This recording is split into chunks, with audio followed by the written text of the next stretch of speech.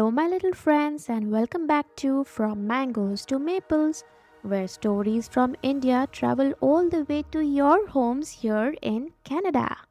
I'm Millie, and today's story is about a boy who learns that happiness doesn't come from having the fanciest things, but from being thankful for what we already have.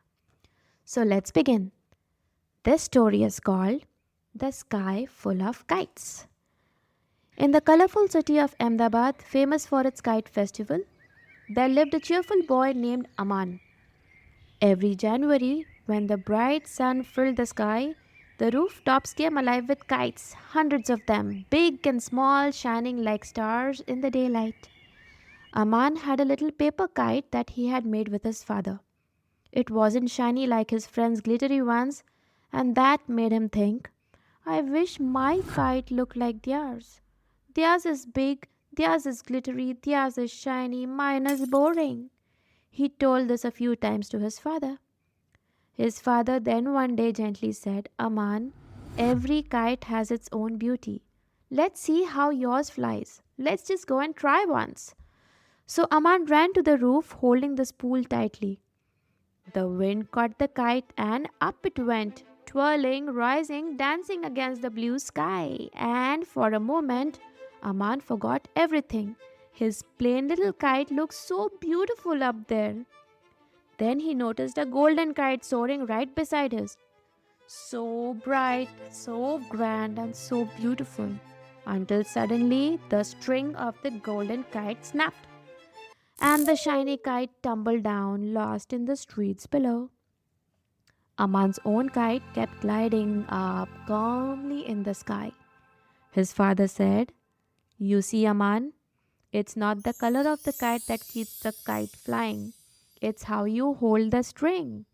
Aman smiled. His kite might have been simple, but it was steady and strong. And when the sun set that evening, the sky was full, not just of kites, but of joy. A few years later, Aman and his family moved to Canada. When the long winter ended and the first spring winds began to blow, his new town held a community kite day at the park. Families gathered under the wide blue sky, some with big fancy kites and some with small homemade ones. Aman brought his bright red kite, just paper and string, but he was full of delight. As his kite lifted into the cool Canadian breeze, Aman smiled. It didn't matter that it wasn't the biggest or the shiniest or the most colorful. It flew with joy, just like before. And in that moment, his heart was full as the spring sky above him. Children, true fulfillment isn't about what shines the most. It is about what flies with joy. When we are thankful for what we have, our hearts soar higher than any kite. Can you tell me how often did you receive a present from someone but wished it was bigger or of some other color or was like what your friend has? It happens, and it happens very often. I know that.